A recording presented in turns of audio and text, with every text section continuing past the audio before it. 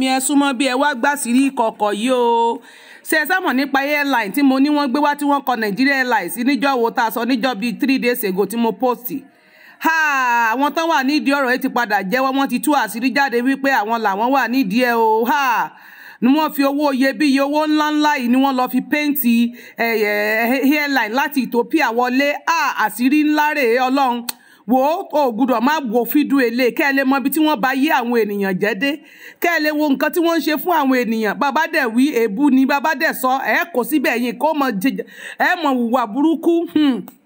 ọmọ àǹtí mi wò ìwọ tó ti mọ̀ mi tẹ́ǹbà mò ń sọ fún yín pé kẹ́ ẹ wà ní kíyèsára nígbà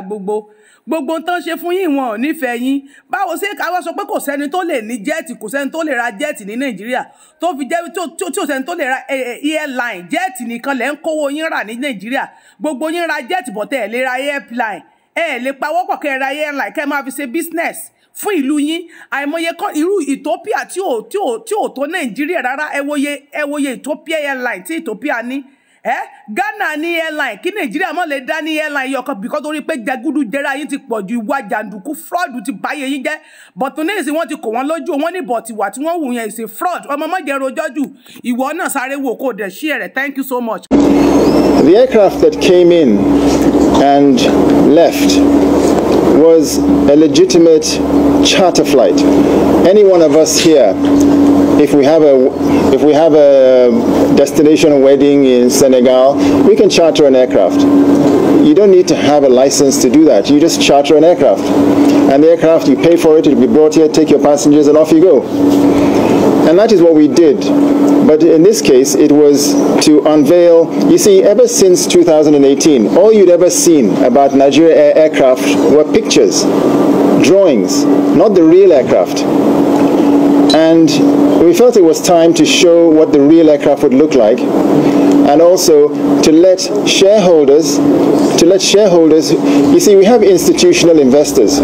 They're not in aviation, but they're putting their money in here for, say, 10, 15 years and to exit maybe at a premium. So they need to see what the actual aircraft will look like. So we brought it in here to show them what the aircraft will look like. Then the social media dimension came into it, and I'll address them point by point. One, it's Ethiopian registered. Why is it Ethiopian registered? Well, for a start, to operate aircraft in Nigeria, they must be Nigerian registered. 5 November, we call it, okay? That aircraft was not 5 November registered because it was a charter flight, and it came in with just a few days clearance and off it went. For us to get this license, which is my mandate, I don't want to use technical terms, we must, amongst other things, have 3 aircraft before this NCA will give us a license. And those 3 aircraft must be Nigerian registered aircraft.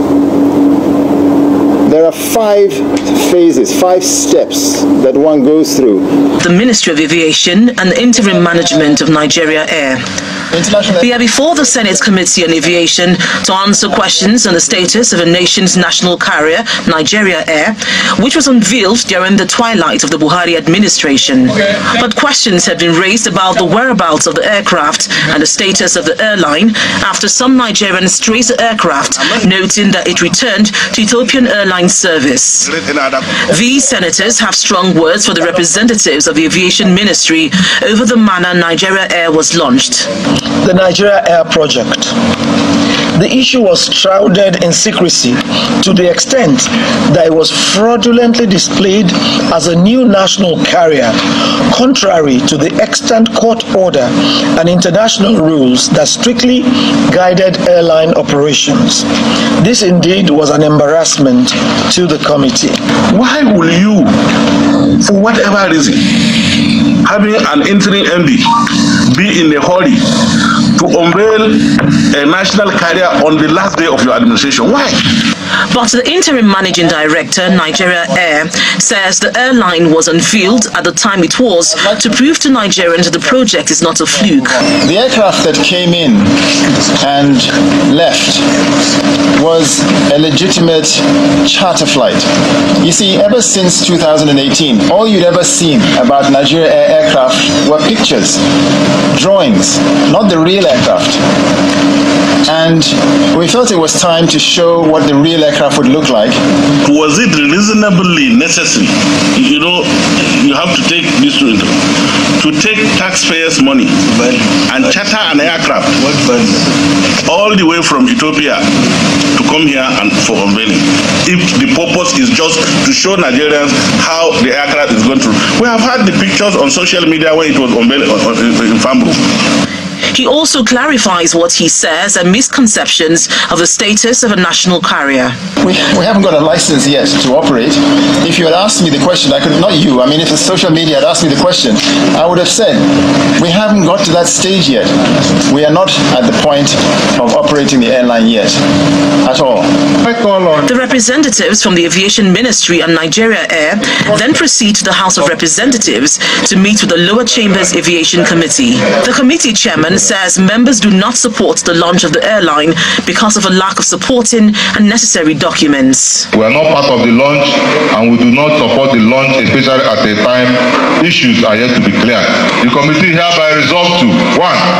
Direct the Federal Ministry of Aviation and its partners in the Nigerian Air project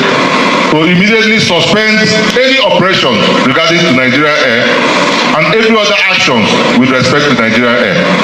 The committee further advises that the Federal Ministry of Aviation, with its agency, the NCAA, should designate some Nigerian indigenous airlines as carriers to take advantage of bilateral air services agreements entered into by Nigeria, pending when a viable national carrier comes on board.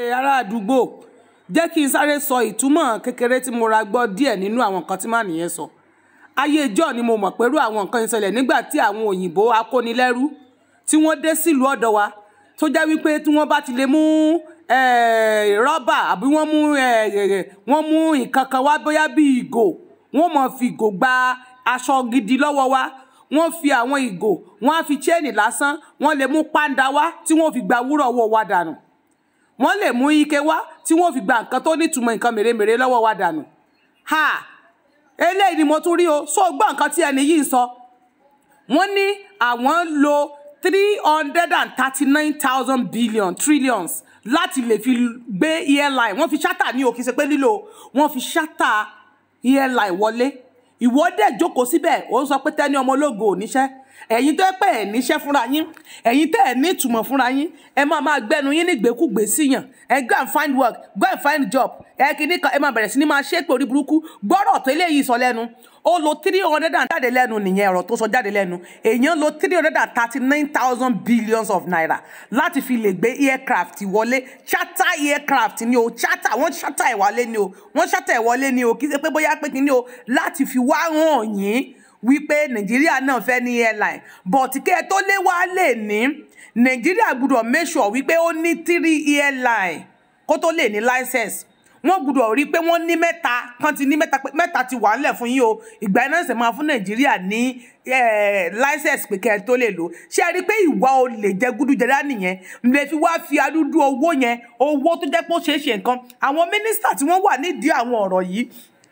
àwọn mínísítà tí wọ́n pàdé àpòpọ̀ láti lè gba adúdú owó 339 billions of naira tí wọ́n fi lè gbá jáde ìwọ́dẹ̀ jókòó kalẹ̀ síbẹ̀ yẹn òranjú bí ojú olúndù òun káàbù kiri lórí social media ìjẹ́ olóṣèlú ló ń gbé kiri ìyà ń jẹ́ òòrí ṣẹ́ṣe nílùú òòrí nǹkan kan ṣe nílùú tẹ́ni ọmọ ológo lọ́tà rẹ̀ wàá bọ́ sábẹ́ ètò mi wàá máa sọ kọ́tàkọ́tà wàá máa rìpọ́ọ̀tì wàá máa flag wàá máa sọ oríṣiríṣi èmi wà ń bíbá mi ní sùn lọ́sàn àti lóru láti mọ sọ pé kí n mú nǹkan tó ń ṣẹlẹ̀ fún yín pọ̀tọ́ ẹ̀bọ̀ bẹ́ẹ̀ mọ̀ bú mi ṣé èèyàn ṣe lè mú 339,000 billions of naira láti sọ pé bóyá kò ń lọ fi àyà nǹkan wá fún yín láìsí pé ayé ìgbà tó dúdú táwọn òyìnbó akónilẹ́rú dé tí wọ́n máa fi kọ́kọ́rọ́ irin nǹkan tí wọ́n máa fi gba àwọn aṣọ ńlá tán fi bíbélì tán fi ń gbẹ̀sì tán fi kùránì gba nǹkan rere dànù lọ́wọ́ yín tí wọ́n fi ń gbé a lot of things tí wọ́n mú gbogbo òrìṣà tó tọ́ sí yín tó lè dáàbò bò lù yín tí wọ́n fi gbà á òyìnbó ń dáàbò bo òrìṣà títí ẹ̀ ó tún wá dé èèyàn láyé tí mo wà yìí ó tún lè máa fi nǹkan tan ayé yín ẹ̀dẹ̀ jókòó síbẹ̀ ní kí n shut up my mouth go and find the job go and find the job ọtí rí ilé ayé yín báyìí àbọ̀ ọ̀rọ̀ ọlọ́run bí èèyàn wá dúdú owó yẹn àwọn mínísítà yìí dẹ̀ máa lọ lé wọn padà wọ́n á dẹ̀ lọ sùn àwọn eléyìí ò kọ́ ọmọ wọn sí nàìjíríà o àwọn ọmọ oríṣiríṣi wọn ṣe bẹ́ẹ̀ rọ́mọ Pasuma ìlú òyìnbó ló ti graduate ọmọ MC Olómọ bíi ẹlẹ́ẹ̀karùn-ún bíi mẹ́rin ni mo ti rí láàrin inú ọdún yìí láàrin ọdún tó lọ sísìn bí àwọn bíi márùn mo rí tán ti graduate ṣùgbọ́n ìwọ wà ń bẹ̀ òun gbẹ́jẹ MC òun gbèsè Pasuma òun gbẹ́jọ olóṣèlú àwọn mínísítà àwọn àdúgbò wọn ò ṣe rí ìmí nínú wọn bùn ní omi tí wọn mu ṣerú àwọn owó yẹn wọn lè fi sí bọ́ọ̀ fún wọn lè fi owó yẹn gbé transformer sí ìlú kí náà wà gbogbo nǹkan máa sọ́kùnkùn sí ìlú àdúgbò wọn tẹ́ ẹ bá dẹ̀ dé family house wọn wọ́n ń jìyà ni àwọn ilé òde kọ́mọ sílẹ̀ wọ́n dẹ̀ wà ń bẹ̀ ọ̀bẹ̀rẹ̀ sí ní káàbù ìwọ wà ń bẹ̀ òun gbẹ́nu nígbèkúgbè mò ń sọ̀tọ̀rọ̀ fún ọ ìwọ náà wò sí nàìjíríà jẹ́ bẹ́bí ha the giant Africa tí ò dá ní airline Ethiopia ní airline Ghana ní airline kódà àwọn Benin Republic ní airline nàìjíríà ò dá ní airline ẹyọ kan ẹ wá lọ ayà wá pẹ̀lú àdúdú owó yẹn ọlọ́run àbíyín sọrí wọ́n tó ń gbèjà múra síjà gbígbé òun lára ẹ̀.